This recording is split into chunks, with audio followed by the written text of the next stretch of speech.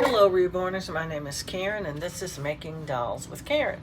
We're back with Canon to finish him up a little bit here. I think we only have a step or two left on him, so we're going to get right on it. His scratch came through really well and you can feel it now. And it looks really good too. So there's that. And his lips look pretty good, his nails look pretty good. He's ready to get his blush now. I know you're going, well, we already blushed him, but this is an all-over blush. And we just apply it like we did the other layers. We're going to use this dark, almost wine-colored blush on him. And we're going to put it on him just like we did the other layers. And then he'll get a bake. I may touch up some of his creases actually look pretty good considering they didn't even hardly stay. But we're gonna go on and just put the blush on him now. And while I have it open, I am going to dip these red brushes that I have over here at the side that I've been using, and they have run out of paint. And this is what you have to do if you want to do dry brushing. You have to dip them, wipe them off pretty good, and put them up to dry. And see, I can't put them in, these are dry, these are wet. So I'm putting them in different jars so that the wet ones have time to dry while I still use the dry ones. And sometimes some of the dry ones won't be good enough, they won't have enough paint in them or something. So this is a blue one. I can tell that one's blue. So you can see the difference in them. This one has a reddish hue to it, and this one has a bluish. But anyway, we're going to get these dipped. And I have a bunch of brushes piled up over here. I don't think you can see them. A whole bunch of them. But I'm trying to get the blue out of and the purple, because I don't need that many brushes for blue and purple. Oh yeah, we still have to paint him. Okay, this is a blue one. I'm going to put it over there. It has to be dipped too. We're just going to get one of these brushes that already is ready to go, I guess. And we're going to put some blush on the sponge, and then we're just going to wipe it on his face like we did the other colors. We're going to go on his eyes and his nose and his mouth.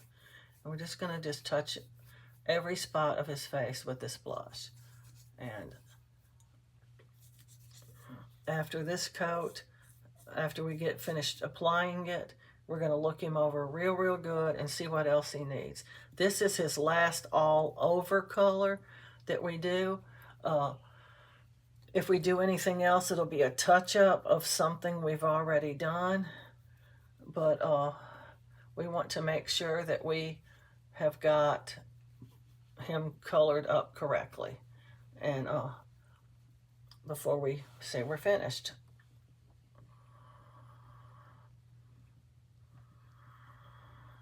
We're just going to dab him around a bit to make sure that his colors are not too runny or blotchy or anything like that. And then I'm going to dab him with this cleaner one as well, because we want to get him kind of dry before he goes in the oven. The wetter they are when they go in, the more liable their paint is to like get rashy looking or splotchy or something like that. So we want them to be kind of dry. See, not much comes off anyway. This was a fairly clean sponge when I started, so you can see it. And that's pretty much got him. We're just going to set him on the table now and let him sit there for a few minutes while we do his arms and legs. After he comes back from this, we'll put his magnet in and stuff like that. I'm going to tip his nails too before he goes in, because he'll be dry enough that I can tip his nails, I think. Tipping nails is, I thought, much harder than it actually is. I've only actually tipped 2 dolls' nails before. I just started doing that. In the past, I've never tipped nails. I always thought it was a little much. But recently, I've changed my mind about a lot of things that I used to have a very strong opinion about, and tipping nails was one of them. The reason I changed my mind is I had a chance to buy a doll that was a beautiful doll, limited edition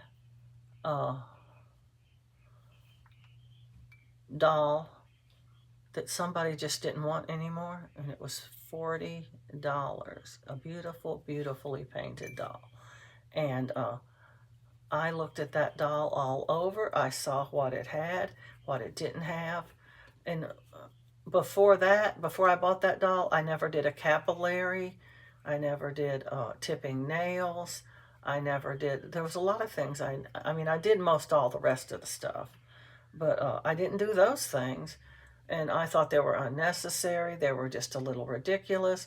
But he just looked so fabulous that I just did it. I said, I want that. I want my doll to have that. So I started tipping the nails. I started doing capillaries. I reconsidered for a moment modeling even. But modeling is just too ugly. I can't do it to every doll. I do it to some dolls, and some dolls I don't. It depends on, you know, what enhancements are going on that doll to begin with. And would they seem to me like at the moment that they could benefit from something like modeling. I don't like modeling. It looks to me like they have ringworm. And so I don't like putting it on them. I don't like the way it looks as you're painting the doll. It gets darker and darker, it seems like. I just don't like it. And so, what is that, glue? Oh, it's probably sealer.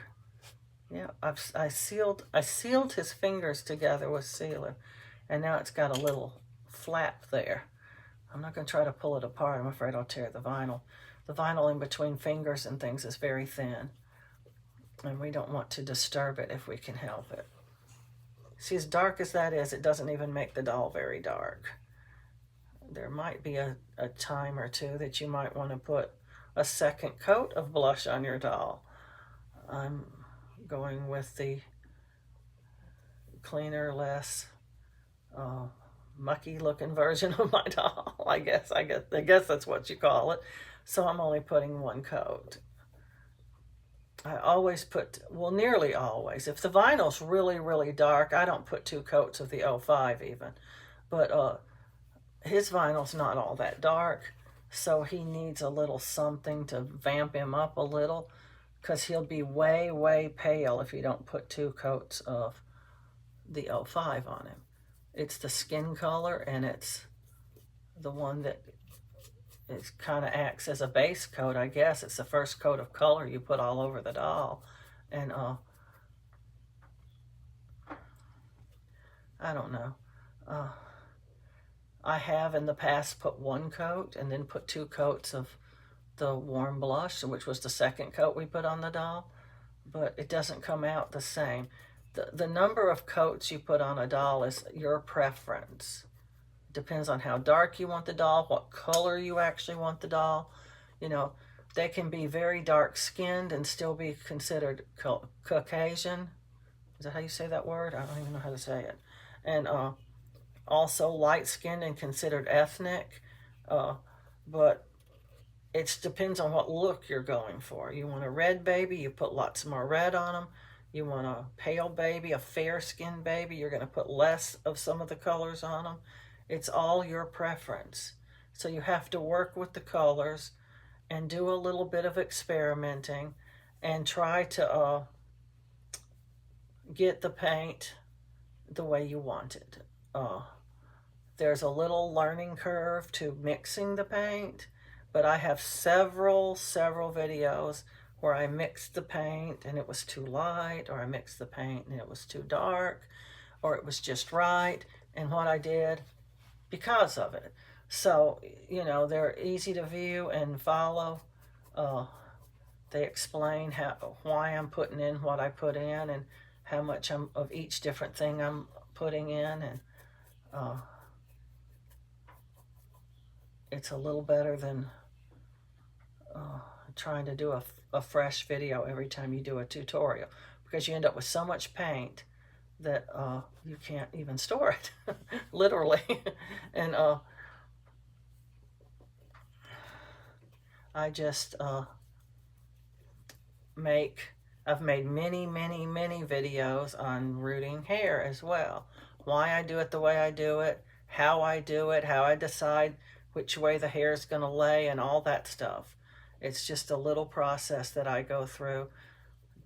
It's my preference to do it that way.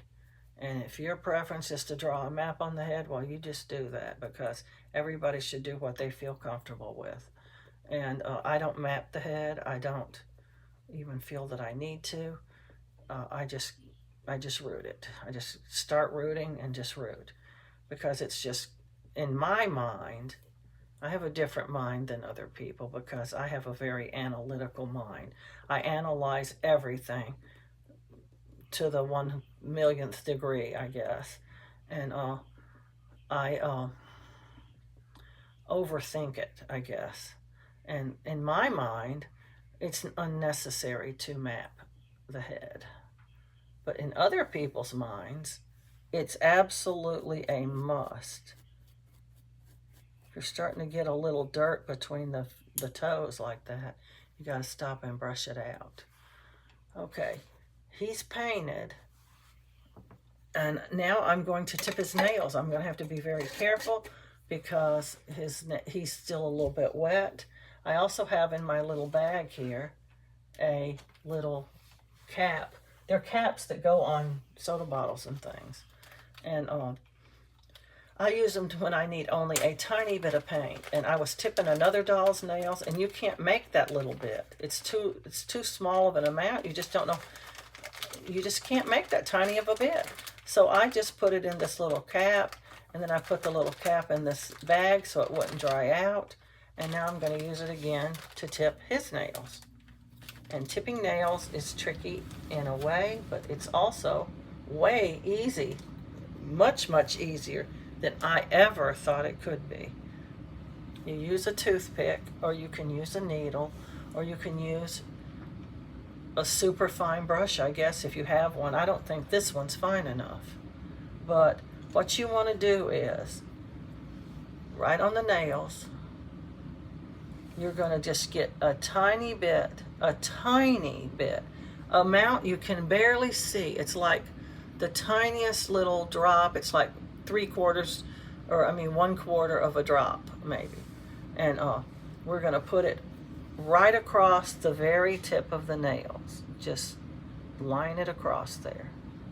And it's going to look a little like that. Looks a little funny when it's wet. But the thing about it is, after it bakes, it looks a whole lot better. And I just go across the nails and put a little line on them. Sometimes you still have enough to put a line on the next nail too.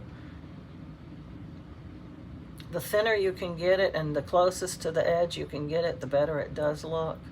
It takes practice to do it really good. This is the third doll I've tipped. Never ever did it before that.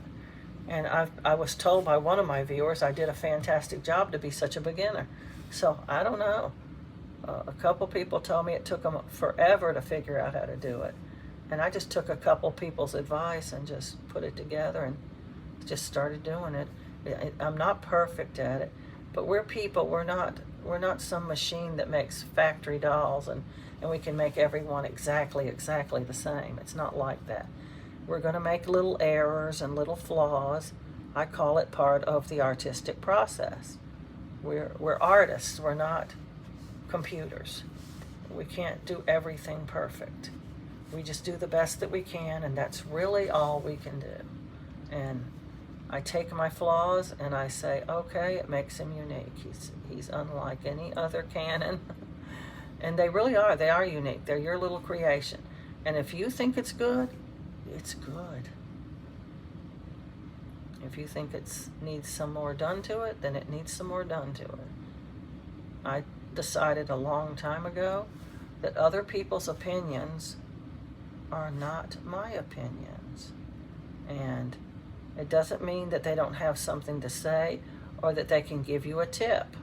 I'm not saying that. I'm saying take it with a grain of salt, because your ideas are good too. Some people just go, no, don't do that, do this instead. And they're kind of pushy with their opinions, you know. It's not so much like an opinion as it is almost a command. You know, a lot of people go on the doll group. It's just a website where a lot of people who make dolls talk about their craft, and they just ask other people's opinions and then they just do it. And I'm not that way. I don't post my work. I don't ask people how much they think I should get for my doll. I don't ask them, do they think it needs more red? I do my own thing. And that's the best part about reborning dolls to me. It's your craft and you get to do it the way you want to. Okay, he's got his nails tipped. He's pretty much got almost everything that you could want on a doll. I didn't give him rashes or milk bumps or a lip blister. I don't do those things. But he's going to go back in the oven now for his probably final bake. And then when we come back for his last episode, is that last part, we're going to give him a magnet. And I'm not going to give him his eyelashes right now because if I root his hair, you know, you have to turn the head so many different ways on the pillow that it's just going to just crush up his eyelashes. And so I'm going to wait on his eyelashes until later. But he's going to get the glue put on his nails and stuff and his lips to make them shiny and stuff like that, and get prepared to be finished. He won't be finished until he's stuffed and weighted and put together, but I don't do that online. Everybody knows how to stuff a doll. You just put the stuff inside the body, and then you tighten the zip ties around the rims of the limbs, and that's really all there is to it. There's nothing to know. And